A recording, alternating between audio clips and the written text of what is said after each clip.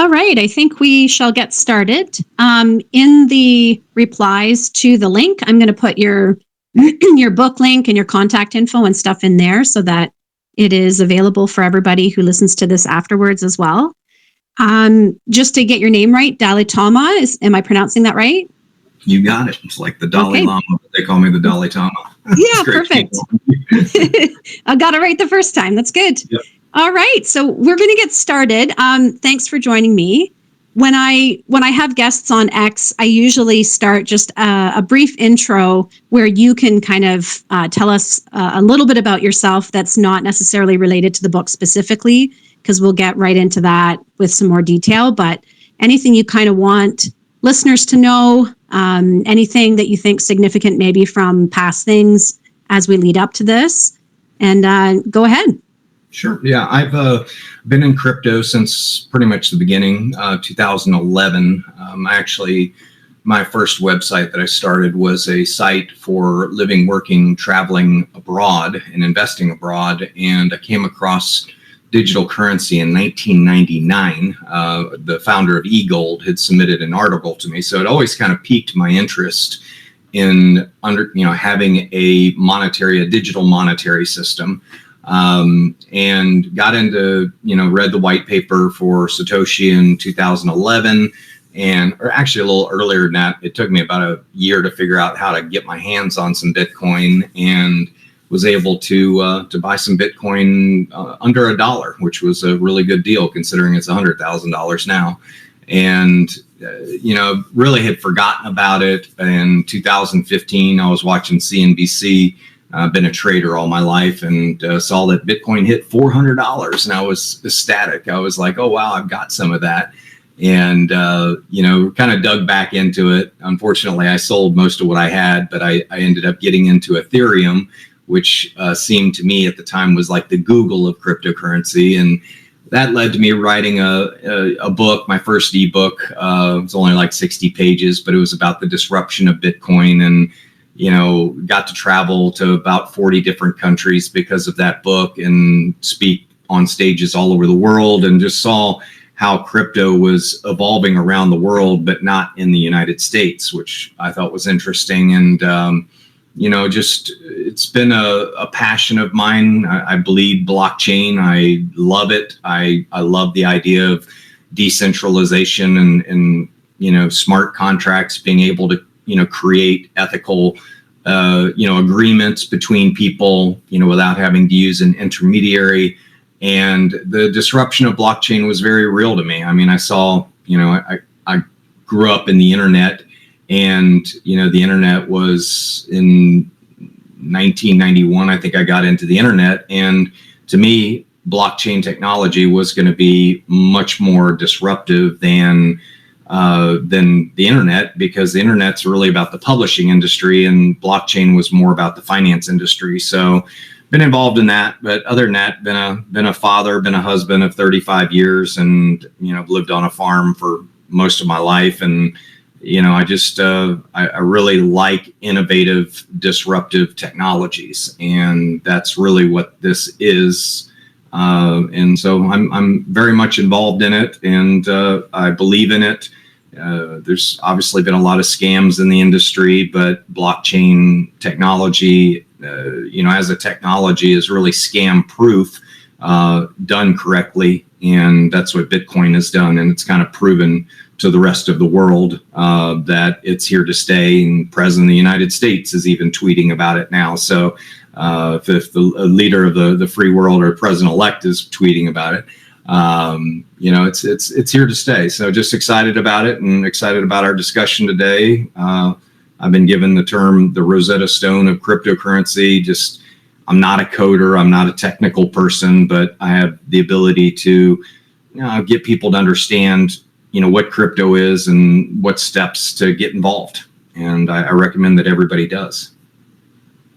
That's great. You said a lot of sort of takeaway points there, but it makes me curious. You said around 1999, and then between there and say around 2011, what were you doing in your life that made you sort of want to get involved in that? Or you said you were always curious about innovative ideas, but was there anything specific that made you sort of take that leap the first time, because it wouldn't have been as talked about, right? It would have been even more sort of niche than it is today. Now, like you said, there's so many people talking about it, and we have, the internet has really taken off. But in 1999 and even in the early 2000s, that wouldn't have been as huge. So what was it about that time period that made you first sort of get involved?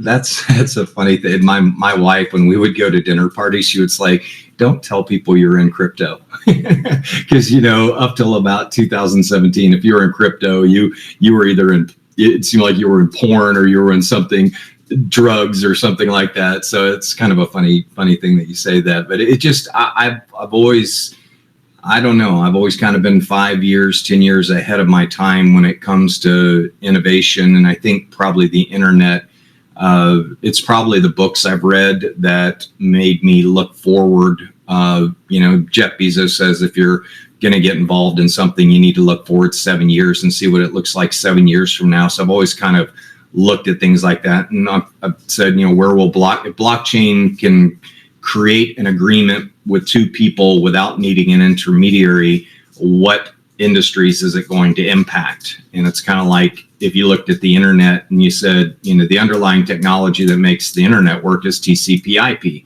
It transfers data packets from one IP address to another. Well, that means I can send pictures, or that means I can send a magazine, or I can send, whatever to somebody else. And what industries is that going to impact? And, when I looked at blockchain and realized that it could create financial agreements between people, I started thinking, well, this is the next $60 trillion. I mean, the financial industry's 100 or $200 trillion worldwide with leverage. It's like 200 trillion. And if this technology can create financial agreements between people, it's just going to be the future. And so you just kind of let your head go as wild as you want. That's what I do. And think of all the things that it could impact, from real estate transactions to fractionalizing ownership and whatever, real world assets. That's just the way my brain thinks. But I'm a big reader of futurist books. I'm a big follower of Peter Diamandis and, just people that are looking into the future as to what it looks like 7 years from now. So, the Satoshi white paper basically said it could create trust between, two parties without needing an intermediary. And I was like, well, that's huge. And it's proven it works. It has been flawless for 15 years almost now. And, it's an innovative technology that excites me. So I would say it's probably the books I've read early on in my early years. My dad would have me listen to Jim Rohn and, all the Nightingale Conant tapes. So it was always kind of like, I've always been a possibility thinker. I think Robert Schuller's book, Possibility Thinking, had some impact on me, but I'm an avid reader. I read about 30 books a year, and I just, I feel like you got a supercomputer between your ears. The more you feed it, the more opportunities it's gonna be able to see. You got to take action on what you see to make it a reality. But I just, like I said, I read and I guess I'm a bit of an anarchist in a way. I'm not a big fan of big government. I'm not a big fan of regulation. We have the greatest financial markets in the world because of regulation, and we have the best, markets in the world because of rule of law, all the things that the United States does have. But I think it's gotten to a point where, regulation is kind of stifling innovation. And, I think that the internet was primarily unregulated for about a decade or more. And, we've seen the impact that that's made on the world, good and bad. But I think from a standpoint of innovation, it's a pretty clear path to me that just about everything within the next 2 decades is going to be managed by blockchain, from title transfers to buying cars to, just about everything is going to be done on blockchain in the next 20 years. So it's just a good space to be in. And it's just a redo of 1991 and the internet when, TCP/IP, I think, was introduced in 87 or 88. And when that technology came out, it changed the world. and blockchain's going to do the same thing. But I'm a big Ayn Rand fan, so I guess you would say, I'm a little bit on the cusp of believing in freedom and free markets and things like that. So I don't know. It's probably just like I said, it's the books I've read. It's the way I think.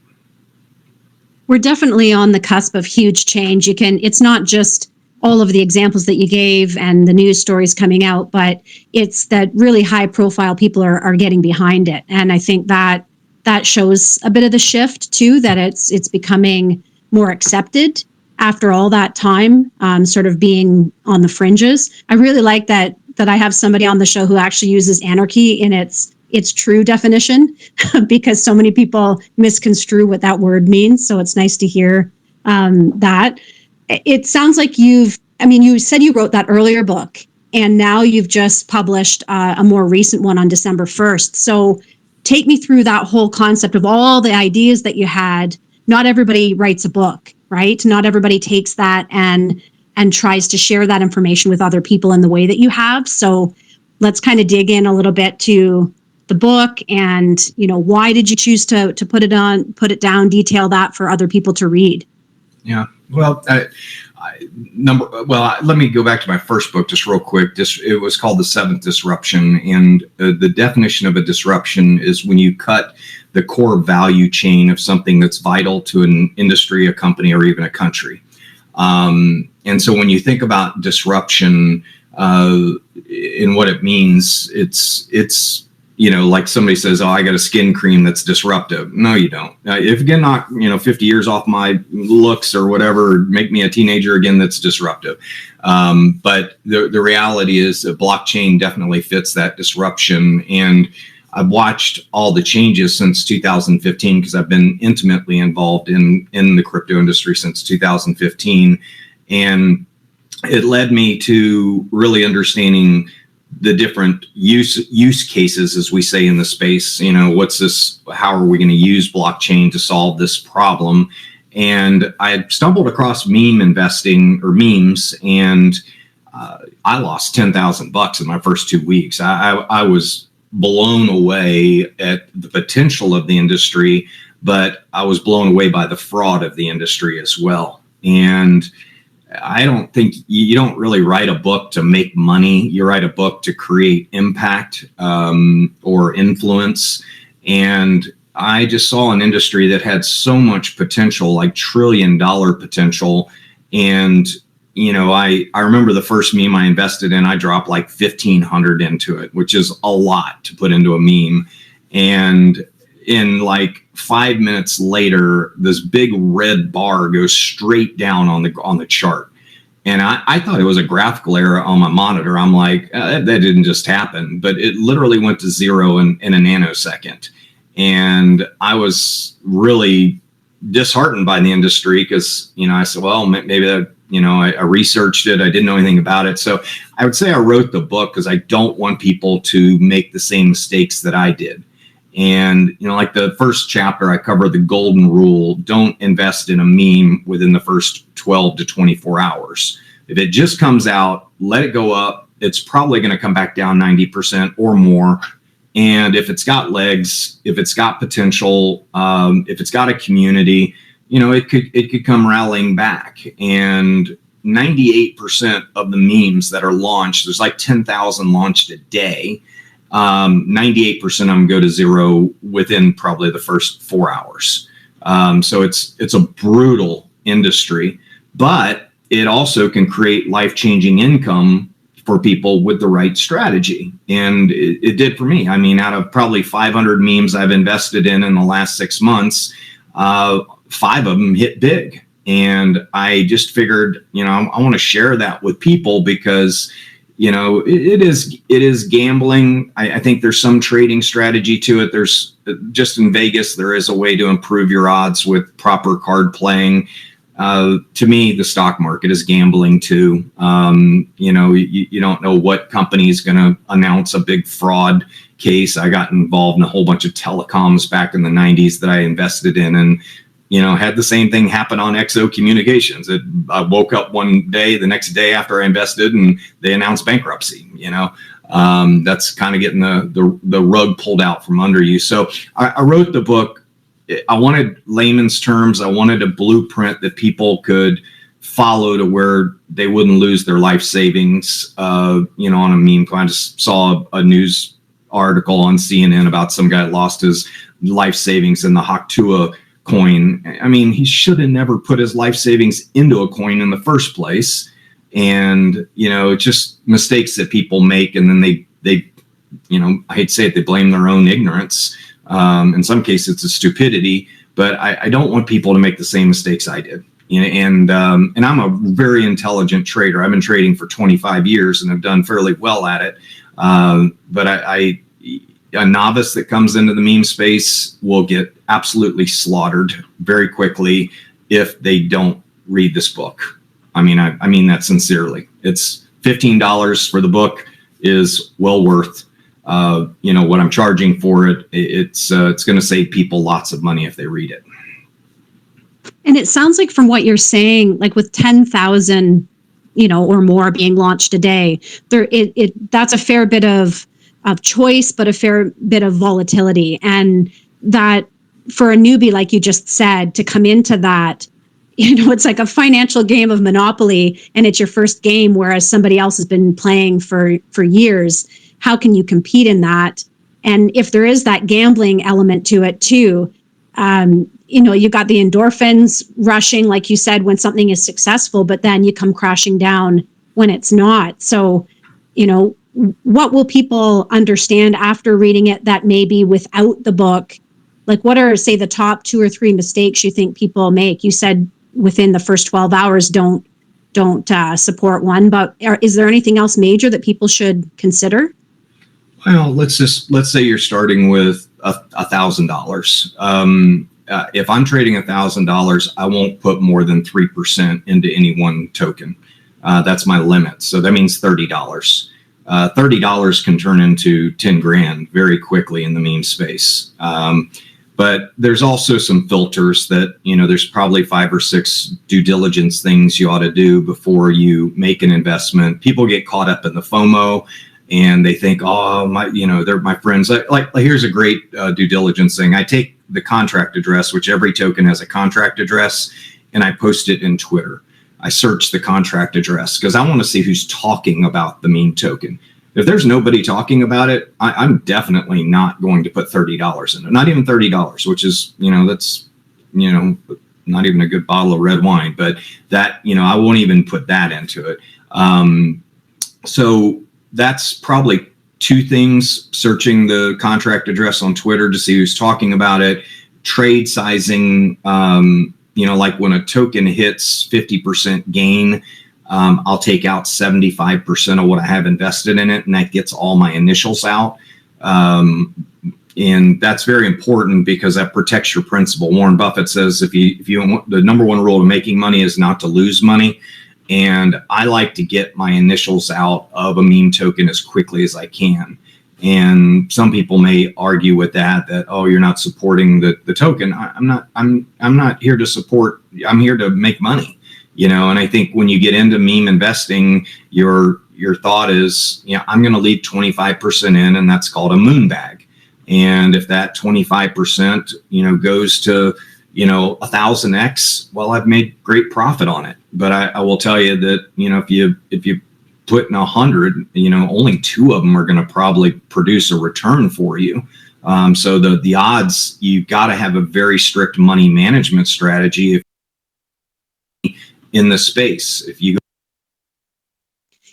I like the idea of the percentages because everybody has a different amount that they can afford to spend, right? And so if you said the 3%, and then you take a certain amount out and protecting your principal and stuff like that, because somebody's $1,000 investment is another person's $1 million. Like that's how it would feel to them, because they have less to lose, sort of thing. So I like that concept. You've got Wild West in the title of your book, and everything you're describing sounds like it can be fairly ruthless. There's an aspect to that. I want to get into what an actual meme book is, though, because I had a few people when I was posting this, when I was tweeting this, I got a few comments and replies this past week that were really interesting. And some people had no idea what that meant. And their replies clearly showed that. So can we kind of cover what that is for the people that don't know? Well, it's actually very simple. It's a meme plus an ebook. I have an NFT collection that goes along with my token, and I put one of the NFTs that I have is my book cover, and in the metadata, it includes the copyrights and really the rights to the book. So if I ever sell my cover of my book, my NFT, I'm essentially going to be transferring the rights of my book to somebody else. And so a meme book is, you know, when you create an NFT, there's some metadata that you create, and that metadata you can put all kinds of information in. And so when somebody buys an NFT, they can look at the metadata and they can say, well, you know, what are the aspects of this NFT? What are the details of it?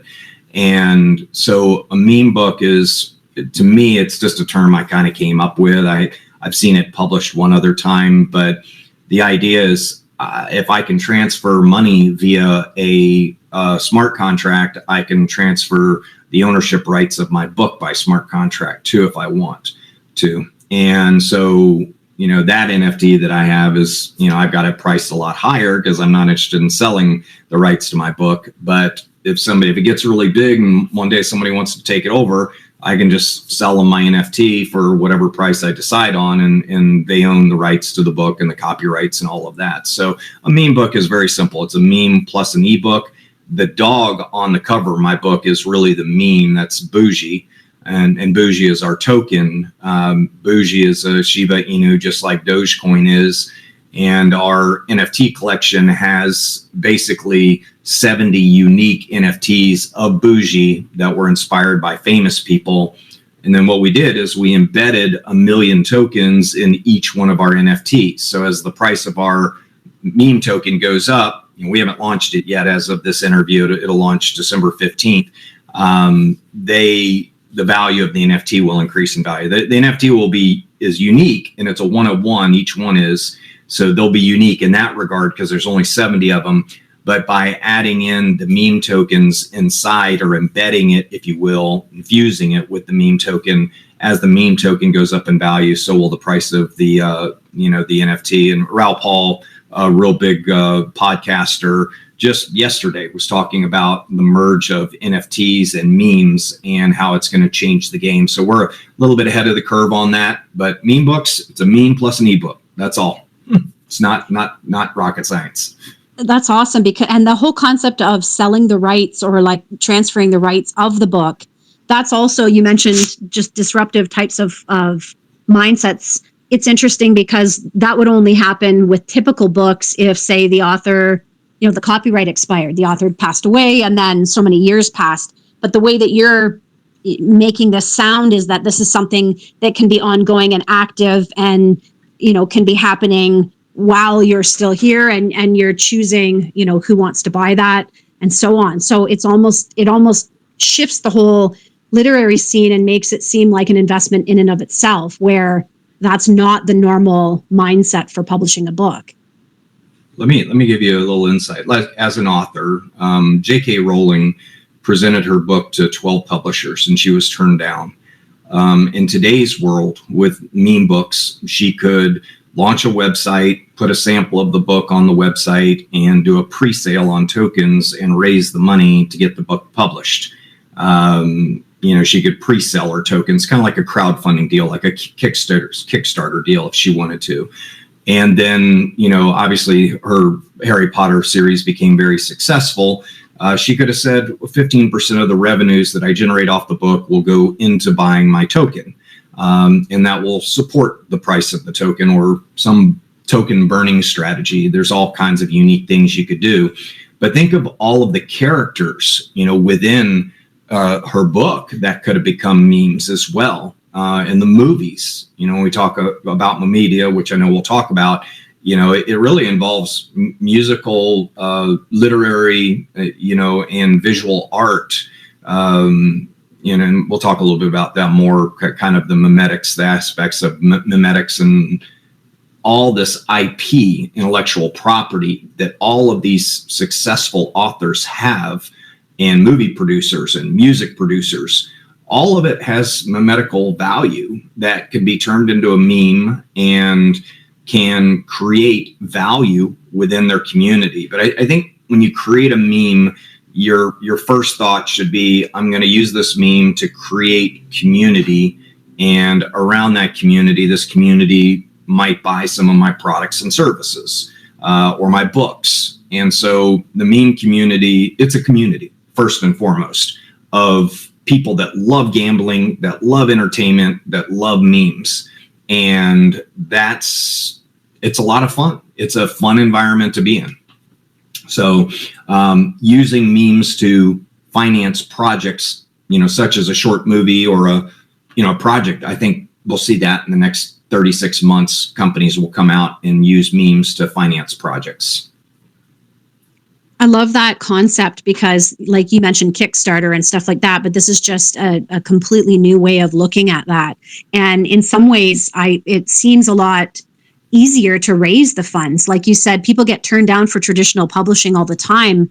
And we've already seen with self-publishing that they're starting to sort of edge out the need for that traditional publisher, sort of that gatekeeper. And this would do that even more. I can see that this could completely revolutionize the whole concept behind publishing and, ownership of the book and everything else. And you got me thinking now we're going to talk about meme media, but there's so many really amazing works that are already published that have those characters that could really be utilized for this type of thing. Everybody would want in on that.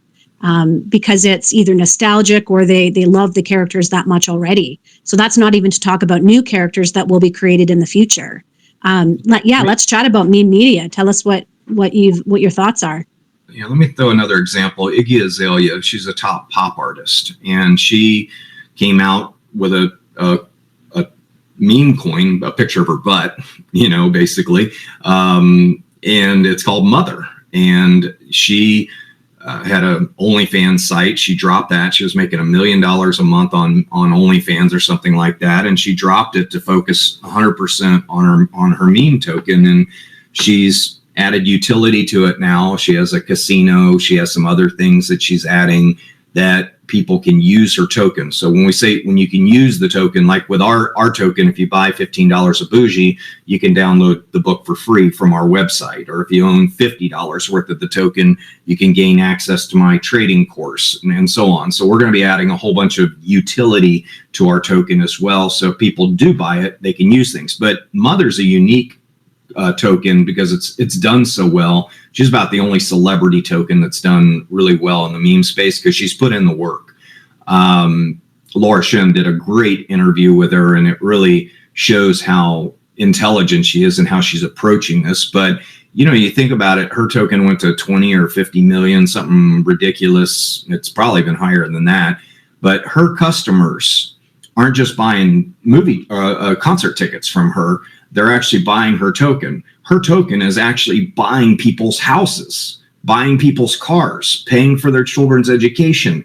She's created a whole new level of brand equity in her brand, in that people, it's like Iggy Azalea's token bought my car. I love her. And so when you talk about brand loyalty, people now have a financial interest in your brand. And that leads us really well into mememedia, which is, mememedia is just meme plus media. It's another word fusion word I've kind of put out there. And, mememedia involves visual, literary, and musical art. Like I said, Star Wars, think of all the memetical moments within Star Wars, from, Darth Vader saying, "Luke, I'm your father."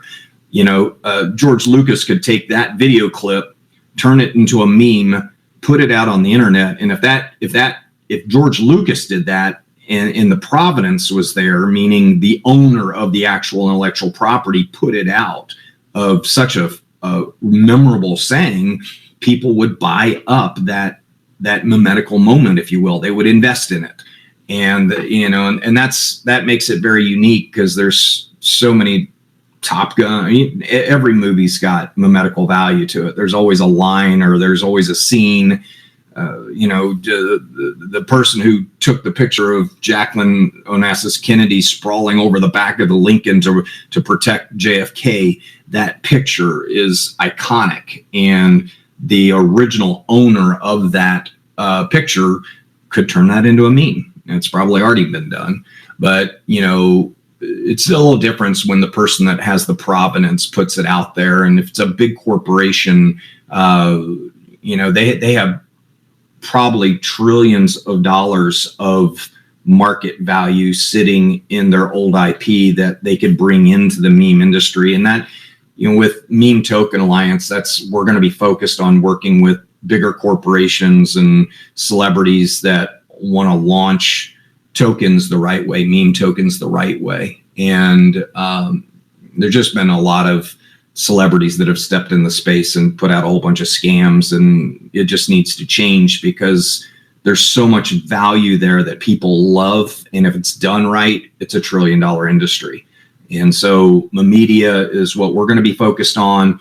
And that is working with companies and celebrities that want to do meme tokens the right way and create that brand loyalty and that brand equity with their community. But it's a big space, and we're seeing corporations already starting to talk to Pepe and Brett, and they want to tap into these communities. They are very energetic, young communities that are excited about crypto and excited about the industry in general and memes in general. So it's just a space. I think it's probably going to be one of the biggest spaces in crypto that there is once the big corporations figure out how much untapped equity there is for them to be a part of. There's almost two layers to this that I'm seeing, because you're mentioning the huge corporations that essentially already own these things that we already recognize. You said from clips to photos that are just iconic. Somebody in my replies this past week was kind of joking and said, well, I've made memes, can I make some money too? And I know that they were kind of tongue in cheek and sort of being sarcastic, but essentially to me, that's the other layer. Is you already have these corporations that could easily do this, but then you mentioned those people that are supporting coins that have been made, and it's essentially paying for their home or their kids' education. So even sort of the little guy can get in on this if they know where the entry point is or what to do with that. And I know that when I mentioned memes or coins to him as well, he completely didn't understand what the book was about. So I said, please listen to this conversation so that you can get those answers, to that. But the corporations seem to have an easy entry, like you said, if they monopolize on it. But what does the little guy do other than buy, a coin? What do they do? Well, I mean, for a meme, take the Donald Trump instance when he was shot and he pumped his fist in the air. That became a meme. Somebody took that picture and they put it on Pump Fun, and it shot up massively in value. Unfortunately, they didn't really own the IP rights to it, and that's a problem with the meme industry. Is there's a lot of people that are, unfortunately stealing the IP of others, and I don't know if that will ever be rectified. It could be. But anybody can create a meme. That's for sure. You can create a graphical image, you can publish it, create a contract address, and go to Pump Fun and launch your meme for no cost. Pump Fun's got zero barrier to entry.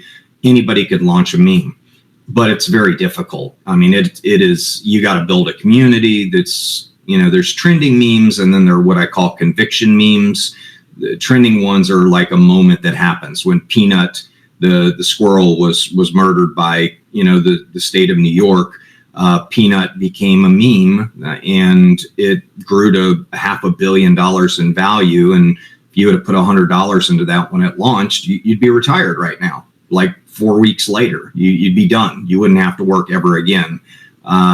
So it's moments like that if you spot them early, they can create life-changing income, and they happen every week in this industry. It's not like a once in moment time where a peanut happens. It literally happens every single week. That's what kind of makes the industry fun, but you've got to sort through 70,000 memes to find that one that it is just huge. And But yeah, anybody can go to Pump Fun or Moon Launch or what, Moonshot, and they can create a meme and they can launch it. And if they have the marketing horsepower or the knowledge, they can create a successful meme. But it's going to be a 20-hour-a-day job. You have to go out and shill on the communities, and it's just got to be unique. It's got to be something people really want to be a part of. It's got to be like a cultural phenomenon for it to really catch fire, like Peanut, did. Chill Guy was one that skyrocketed last week. Hawktua put out her token, and it ended up being a big scam.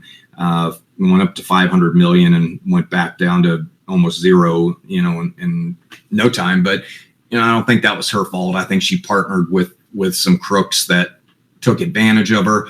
I'll probably get some controversy for saying that. She did get paid a big chunk of money for it. But she did it the wrong way. She should have read my book.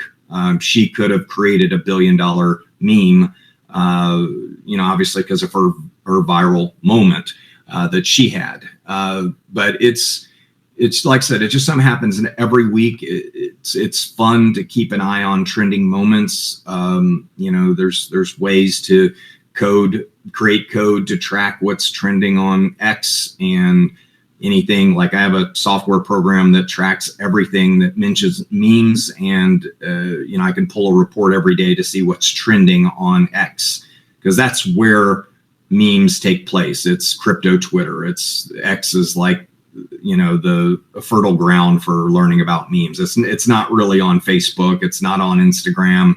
It's starting to get on TikTok. But X is that is where the meme community lives. So, but yeah, anybody can create a meme. Anybody can invest in a meme. You can start with $1. You can start with $5. You don't have to be rich to get into it. And if you do hit one that takes off like a rocket, like I said, it can create life-changing income, but 99% of the time, it's probably going to go to zero. Are there specific accounts or places on X that, since we're on X, just to recommend to people if they are kind of searching for a community to learn more and kind of follow for a little bit before they maybe get their feet wet? Are there ones that you recommend that you've really found quite positive or informative? Yeah, I like UK Crypto Queen does a call every morning, weekdays at 8 o'clock. She's affiliated with Jake Gagan's group. They do a really professional job. I want to give you a warning. If you're a churchgoer and you go into these spaces, you're going to be absolutely appalled and shocked at the language. I don't know if you've ever listened to teenagers play video games like Modern Warfare, but their language on those things is horrible. I remember the first time I heard listening on my boys playing it, I was like, I can't believe the language of these people. It's a very unprofessional space, but there are some groups that do it right, and there are some professionals. The early adopters of the space are very young. They're under 30 years old, I would say, on average. The early majority is starting to move into the space, the people with gray hair like myself, that really see the potential of it. So I think that we'll see some maturity take place, just same as the internet was, same cycle as the bell curve adoption of technology. It's going to be the same thing with memes and blockchain. But yeah, I do have an influencer list, public list on my X profile at Coin Lifestyle. You can see my lists that I follow.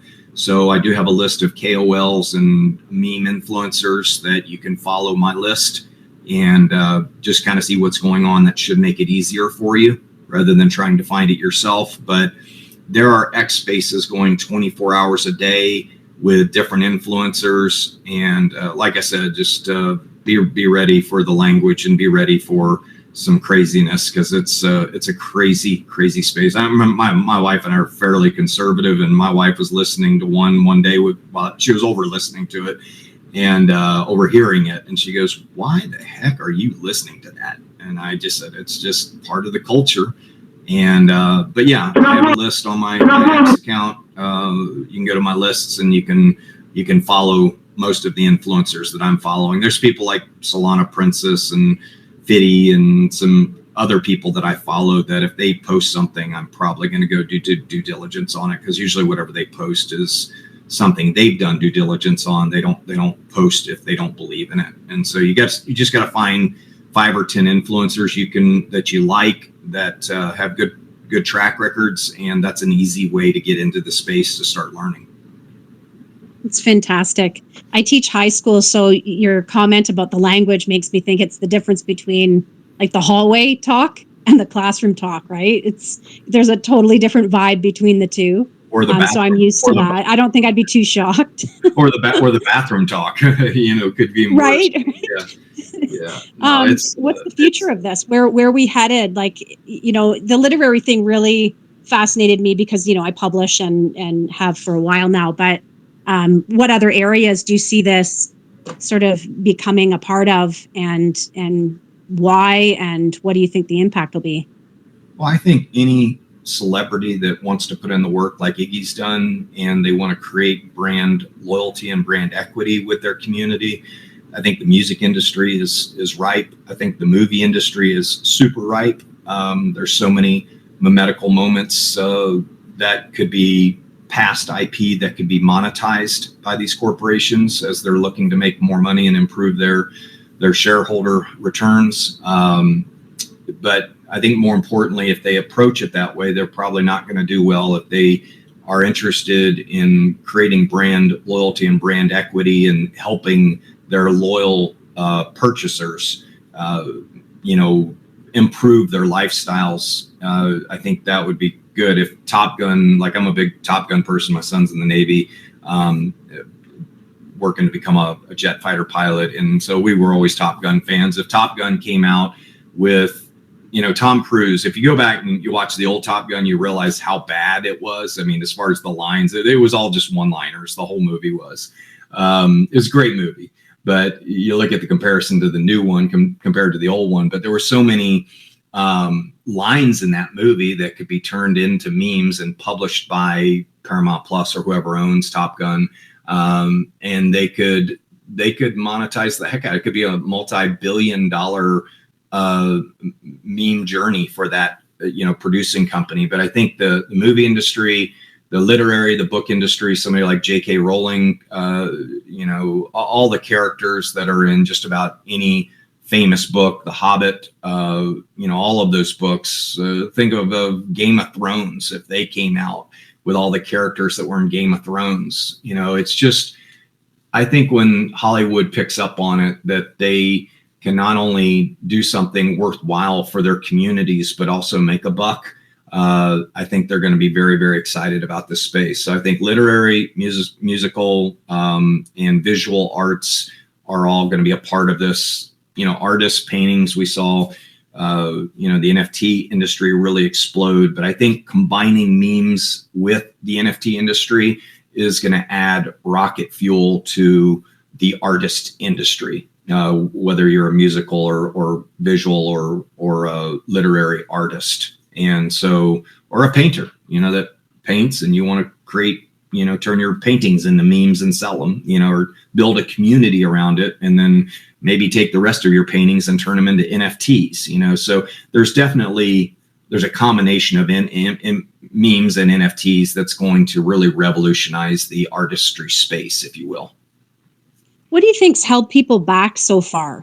The innovation is great to think about, but money isn't the object, or time, because a lot of these people, that's their life, right? You're giving the example of celebrity and corporations and stuff. Why haven't they monopolized on this? Is there some reason that they're avoiding it? Is it, what are they worried about? Or is there some legal implication to them going down that path? What is it that you think has made it that they haven't sort of done what so many people have started to do? We had a very adversarial SEC chairman with Gary Gensler. And so we have a new Paul Adkins, I think, is coming in. He's very pro crypto. So definitely the regulatory environment has been, the lawyers of all these major corporations have probably just said, stay away from it. I'm sure they have. Just because there's no clear legislation in the country in the US for cryptocurrency. That's, I'm sure, what's kept corporations away from it. The meme industry Doge was kind of the first meme that Elon's kind of been talking about for a long time, and it's a $14 billion asset right now or something like that. It was started as a joke, to Bitcoin, and now it's a $14 billion asset with 3 billion a day or 2 billion a day in liquidity. So it's very liquid. So I would say that definitely lawyers have kept the corporations out of it. But I think with Trump coming in and with David Sachs now appointed as the crypto czar, he was one of the original founders of PayPal and is very pro-crypto and very intelligent. I think we're going to see more corporations starting to look into it and take it seriously. What has kept the average consumer out of the crypto space has just been the UI, the user interface. It takes a 20-minute learning curve to get started in learning how to set up a Coinbase account, learning how to buy some Bitcoin or Ethereum or Solana, and learning how to do those transactions. It's like when you first got a computer and you had to learn how to download a browser and set up an email client, and sending an email was probably more difficult than sending crypto. But yeah, just taking that 20 or 30-minute learning curve to do your first transaction is vital to being in this space. And I think that's what keeps people away, is they don't know where to get started. And Coinbase makes it very easy. Binance as well. Binance, I think they still have Binance.USA, but if you're overseas, Binance is very popular. But I just tell people, go set up a Coinbase account, connect your debit card, your checking account. It's very safe. Never had any issues with Coinbase. They're a very well-regulated company. Brian Armstrong is a phenomenal CEO. And it's the biggest crypto exchange in the world, I think, besides Binance. But, go buy $10 of Bitcoin. Just try it. You don't have to go in with $100 or anything. You can start with $10. And then once you have your $10 of Bitcoin, convert $3 of it into Solana and convert $3 into Ethereum. And now you own 3 cryptos, and you're experiencing independent money that you own, as opposed to a promissory note. And so that would be the first step I tell people to take is just go set up a Coinbase account if you're in the US and buy $10 of crypto. Just try it. It's really not that hard. But before Coinbase, it's been very difficult to understand how to do it. It's the equivalent of learning how to send your first email. Once you've done it once, it's very easy to do. And you'll realize a whole new level of autonomy in being able to do transactions 24 hours a day, anywhere in the world, with low transaction cost, low to no transaction cost. It's the new way of transferring value to other people. And the sooner you get into it, the sooner you can benefit. If you look at the growth of the internet, from 98 to 2001, there was like 500 million users. Well, there's 500 million users in the same time period with crypto. It's following almost the exact same growth chart. The real growth in the internet came after 2001, and that's when it really exploded, with Facebook and all the other big companies that got launched. But crypto is going to do the same thing. We're at the very beginning of the growth curve. So if you think you've missed out on crypto, you haven't. I mean, Bitcoin, while I love it, I consider it the America Online of cryptocurrency. It's got a lot of limitations. It's a solid company. So it's not a company. It's a solid, financial instrument. But there's going to be like Ethereum. There's Solana, I think, is like the Google of cryptocurrency. Solana is growing like wildfire, and that's where a majority of the meme industry is done, is on Solana. So I would say that, definitely learn about Solana and, Ethereum, and there's other ones. The funny thing is that there's probably 50 major cryptos that have a chance to be the biggest in the world. That hasn't been decided yet. If somebody is going to do what you said, so you start the Coinbase and you kind of, like you said, very low, just start with a little bit. What are some things they should do to just protect their own security? So once they've made the account, they've linked their, bank or whatever it is that they've chosen to do. What are some next steps just to avoid anything bad, any fallout from that? definitely two-factor authentication, whether, you sign in and it requires to send you a text message or an email. Even email 2FA is a little bit more dangerous now, or setting up Google Authenticator on your phone and doing it the more complex way is probably the safest way. There's so many phishing scams. I can't tell you how many emails I get a day from like MetaMask who says, we need you to change your password. And I'm like, well, that's funny. When I set up my MetaMask, I never even gave them my email. So how are you emailing me? It's things like that. You got to be very careful about, if you get an email about your Coinbase account, look at the sender email to see if it's actually from Coinbase, because they look very real. I've got elderly parents and they always call me, hey, I got a message from Coinbase. They want me to change mine. I'm like, don't you dare click on anything on that email. But that's really the big thing is, if you're in crypto, like I have an old iPhone, I keep most of my crypto on that old iPhone. The chip is pulled out of it. I only put it online when I need to transfer. So maybe if you have an old phone, use that. Don't put all your crypto on your phone. Don't, in my book, actually, the last, chapter 11, I think it is, I cover the 15 scams to be aware of. So that's another reason you ought to get my book. But definitely be careful of clicking on links. Be careful of keeping all your eggs in one basket.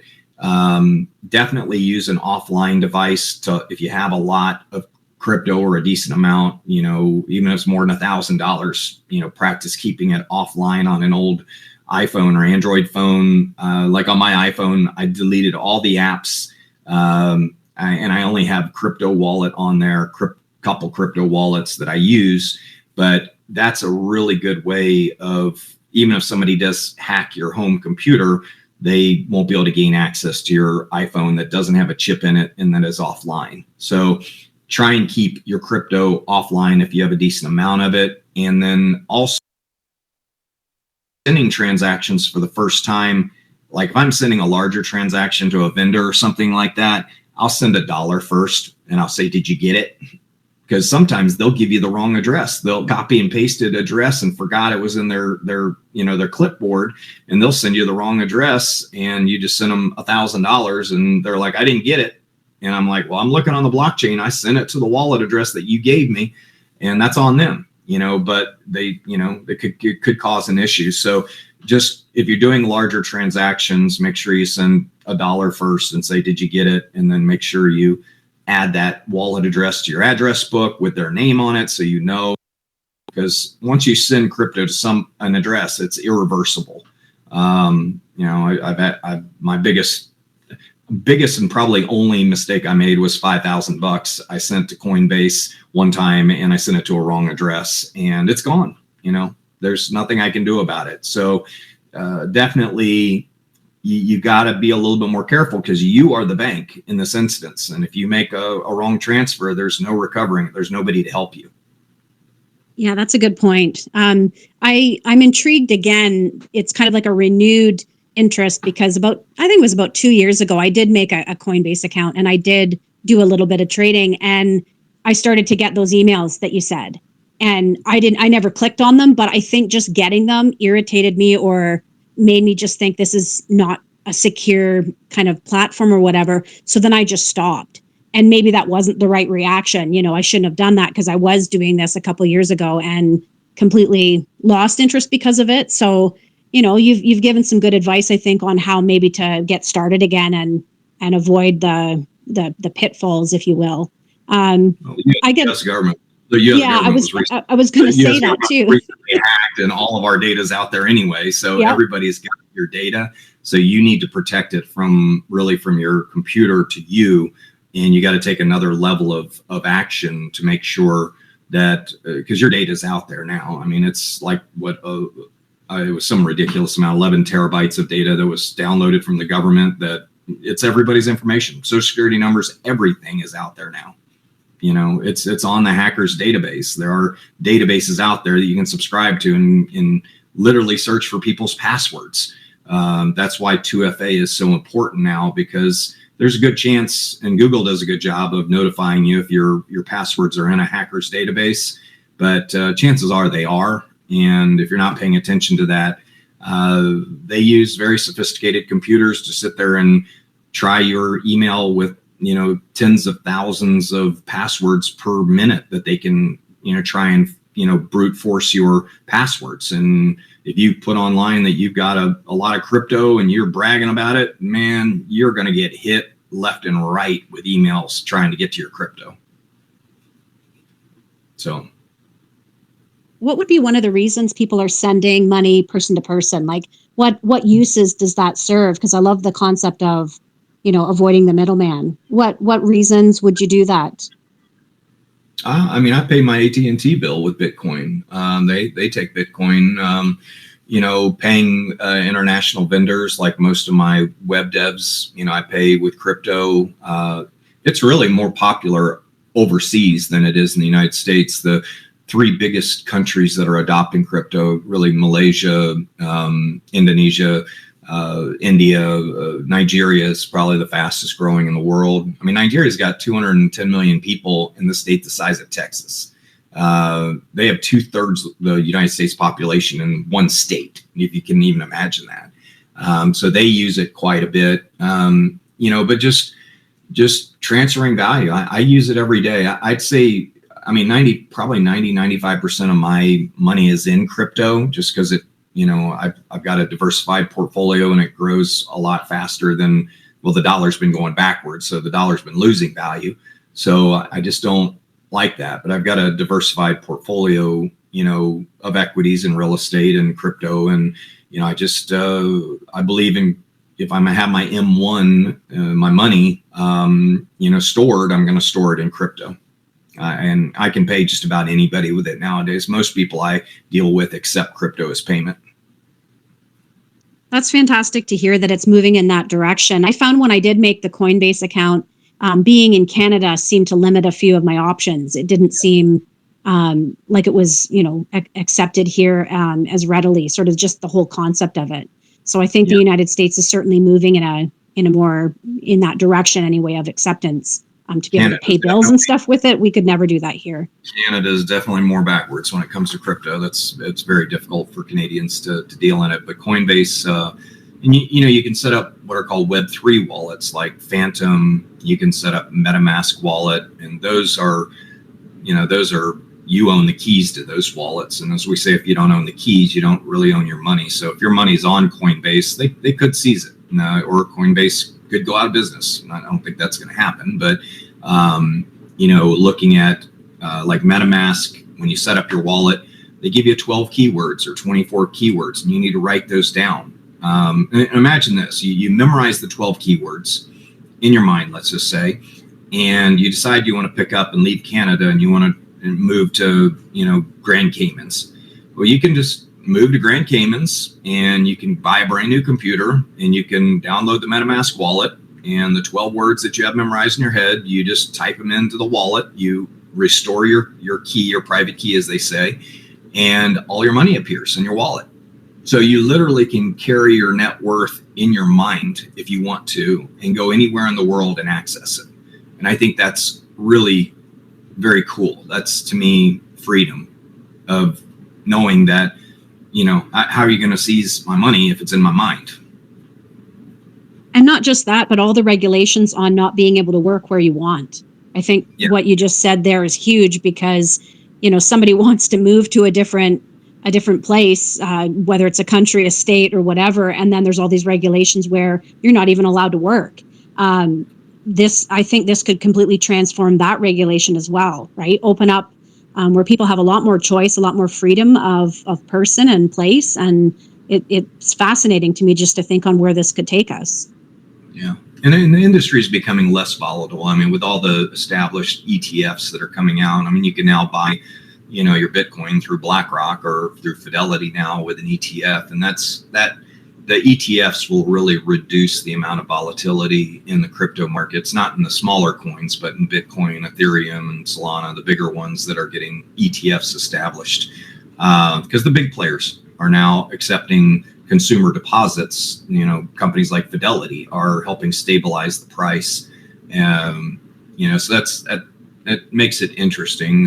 El Salvador, I don't know if you've ever followed Bitcoin City in El Salvador, but I guess he's the president of El Salvador. He's really taken on Bitcoin as saying this is going to be our national reserve currency, and that's going to probably start happening in a lot of smaller countries around the world where they don't have access to central banks and they need to create their own financial systems. And that makes it really unique, makes it a lot of fun.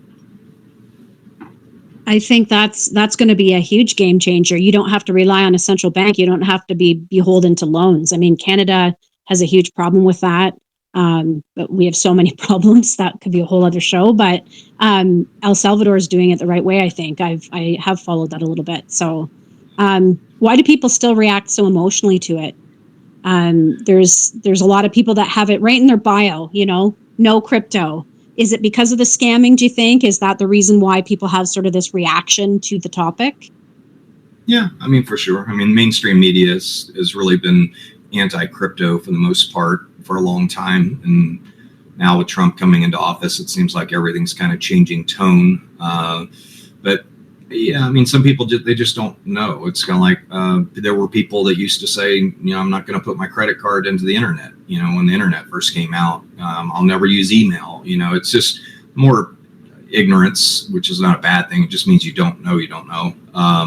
But I think that more people, the longer you fight it, you'll be more beholden to government currencies that are losing value versus cryptocurrencies that are gaining in value. And if you want to get ahead, there'll be some risk you have to take. Anytime getting ahead, you're going to take risk.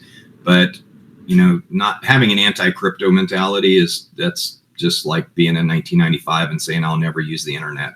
It's just foolish. You're going to be using it within 5 years, whether you like it or not. I mean, governments are going to start creating cryptos, for stable coins. So people, I mean, we're already in digital currency in the United States. I mean, there's only like 3% of the money supply of the United States is in actual cash or, paper bills. We use debit cards and it's really no different. When you think about it, it's a digital transaction. So yeah, almost nobody is walking around with cash anymore. So we've already kind of transitioned once to that. Yeah. So I think that the next one mentally, that should be pretty easy for most people, I would think. I think it's just a lot of the stuff, like you said, the learning curve aspect, but that's life. That's something that we're all doing every day. So it's just a matter of time. Is it taxed? Like how, if you're investing and stuff, how much is the government aware of what's going on in that world? It's, the one thing about crypto is, if the IRS knows your crypto address or if they find it in a deposition or whatever, they're going to be able to track every single transaction you've ever made. So yes, it is taxed, no different than, a stock or a security. It's, treated more like a commodity under our tax code. But yeah, it's no different than any other asset. If you make money on crypto, you got to pay taxes on it. If you cash it out, you've got long-term, you got capital gain, short-term, you got everything like you would in any other asset. It's no different. The IRS treats it the same way as any other asset. So yes. Is it harder to track for them? Yes. And that's probably the government's biggest issue with it, is being able to track it and tax it. That's the big challenge they're going to have. And Bitcoin could be a threat to the US dollar if they don't put regulation in place and hold people accountable. I'm sure, around April, you'll start seeing the stories of people that have been arrested because they didn't pay taxes on their crypto. You'll see those stories start coming out like they do every March and April. But yeah, it's treated like any other asset. Okay, good to know. We're almost out of time. Is there any final sort of things that you want to leave us with about your book or just in general? I just would say, in general, don't delay on getting into crypto. Start learning it, even if it's with $10. I have a lot of people, they ask me, how do you easily explain Bitcoin? And I want to leave you with this. Let's say in 2009, the city of Miami decided they're going to put a moratorium on deed numbers, meaning no more construction. And let's say they had 21 million deed numbers in Miami in 2009. And I use 2009 because that's when Bitcoin essentially was founded. or the white paper was published and it was founded. But let's say Miami said no more houses ever. There's 21 million. It's all there ever will be. And think of how valuable those deed numbers would be today in 2024 if they didn't allow any more construction. Well, Bitcoin is the same thing. There's 21 million deed numbers of Bitcoin. They're serial numbers. They're basically just serial numbers. The only difference is a Bitcoin, a million people could own one serial number. It can be fractionalized into millions. And that's what makes it very unique. And that would be like the city of Miami saying, okay, there's only 21 million deeds, but a million people could own one house if they wanted to by owning a fraction, a millionth of each home. And that's what makes crypto so unique, is every serial number can be fractionalized. So Bitcoin's only got 21 million serial numbers. That's all there ever will be. No more can be created. And that's why it's becoming more valuable. Bitcoin, I would fathom to say we'll see a $2 million Bitcoin one day, maybe in the next 10 years, next 5 to 10 years. Solana, to me, probably has 100 or 200x potential from where it is right now. Ethereum, same thing.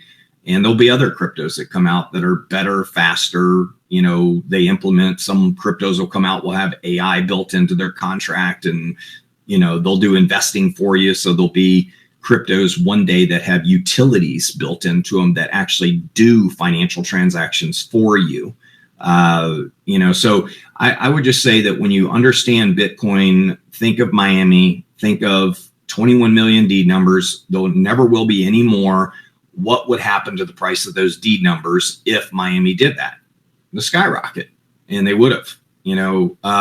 So look at Bitcoin more as digital property, not digital gold. Don't look at it as money, even though it can be used as money. It can be used as a transfer of value. But look at it as digital property. And when you start viewing it from that way, I think that makes it more interesting, because the next 15 years of this space is going to be ridiculous. And I'm talking, we're at about 3 trillion market cap on the crypto industry. I'm going to guess to say crypto will be a 60 to 100 trillion dollar industry within the next 5 years. And you just don't really want to miss that growth. This is one of those unique moments in time where you may say, I was talking to like my parents. I've urged them to put about 3% of their portfolio into crypto, and with what they've done, their crypto will probably be worth more than their entire portfolio in the next 5 years. And then they, taking that kind of advice. Now, don't put all your eggs in the basket unless you're daring like I am, and you say, hey, I just want to get after it. But you just have to do it smart. I'm not giving any financial advice or anything like that. Do your own research, not financial advice. Got to say all that. I'm just telling you what I do. And, it's a space, if you ignore it, life will be harder than if you didn't ignore it. It just really is that promising of an industry, but it is rife with scams. There is a lot of fraud. Be very aware of that, and start small and take 90 days to learn it. And in 5 years, it could make a massive difference in the amount of wealth that you have personally, if you do everything right. And reading books on crypto, I would say Blockchain Revolution by Don Tapscott is a must read if you're going to be in this space, or if you want to learn it. He wrote the original book on the internet called The Digital Economy. It was prolific, and so is his book, The Blockchain Revolution. The Business of Blockchain, written by Vitalik Buterin, more if you're looking to get into the business and create cryptos, is really good to read. But if you dedicated the next year to reading 5 or 10 books on crypto and getting involved in it, the impact it'll have on your life in the next 5 to 10 years will be incredible. And I believe that with all my heart. I mean, I think the U.S. economy is going to do fantastic. I think right now, with the economy getting fueled and regulation getting decreased and just a lot of the things that are going to happen in the U.S. economy, it's just going to add gas to the fire for the crypto industry. And you're going to miss a moment in time you wish you hadn't. I just really mean that. And be prepared. You will hit scams, and as long as you limit your risk to whatever you're doing, you'll pay some tuition occasionally. I do. Even being experienced, I still pay tuition. I call it, when I get scammed, I call that tuition. So if you look at it that way, it's not as painful. But at the end of the day, just don't, as my dad said, if you make the same mistake once, it's a mistake. If you make it twice, you're an effing idiot. That's what he would tell me. But I was going to say, you've done a fabulous job of putting it in layman's terms, and I think that's necessary. Yeah. The other thing I think that's really cool is that people can then like you said, these communities are there to ask questions and learn. And I think that's the place. Like I was picturing your parents. I was picturing me trying to tell my mom this. It would be very hard, I think, at first, but there's that trust there, right? So if you have somebody that you trust and you're asking them the questions, I think more people will actually do what you say and dabble in this and try it and see what happens. And there's tuition isn't just monetary, right? We pay in lots of ways when we have to learn something. So it's not a bad thing. There's lost part of life. Lost opportunity tuition, which is, you can't, as I said, you can't pay your bills with regrets. So you need to take a little bit of risk and learn it. And even if you're just starting with $10, I would recommend that for sure. But I have YouTube is probably your greatest asset. Just go to YouTube and say, how do I set up a Coinbase account, or how do I set up a MetaMask wallet or a Phantom wallet? All you got to do is type in how to into YouTube, and you can learn just about anything, and maybe watch 3 or 4 videos to make sure the video you watched is accurate. And if you invest 30 minutes initially, you can get up and running. And you can be in a situation where you own your own money and have the opportunity to benefit from this. This is an evolution. It's not really a revolution. It's because we're moving beyond, what I would say is what we call fiat currency, which is debt-based money, to money that's a real asset. And it's something that, that can make a big difference in your life. But I'm always available. My ex is at Coin Lifestyle. So if you want to learn anything about crypto, you can always go on there and DM me, whatever, if you're interested in learning more. And the book, all my contact information's in the book as well.